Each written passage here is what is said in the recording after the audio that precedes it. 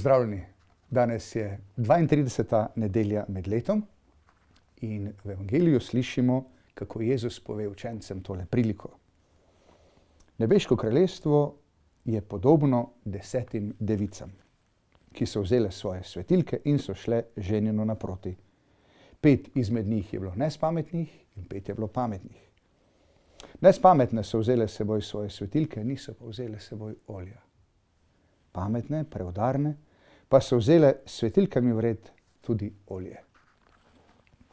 Jaz imam tukaj eno tako svetilko in tukaj imam olje, da bom čim bolj podoben preudarnim devicam.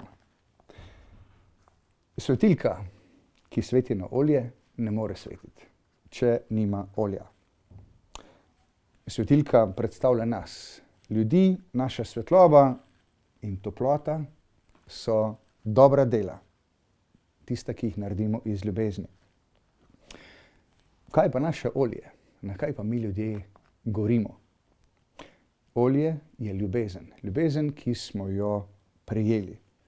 Dajemo namreč lahko samo to, kar imamo, imamo pa samo to, kar smo prejeli. Jezus nas vabi, da bi bili njemu blizu. Da bi lahko vedno prepoznavali, kako nas on ljubi. Njegova ljubezen do nas, to je to naše olje.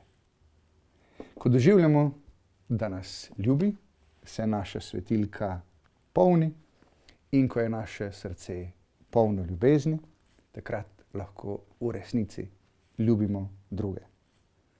Naj nam današnji evangeljski odlomek pomaga, da nikoli ne pozabimo, da tako kot svetilka ne more svetiti brez olja, mi ne moremo ljubiti, če nismo ljubljeni.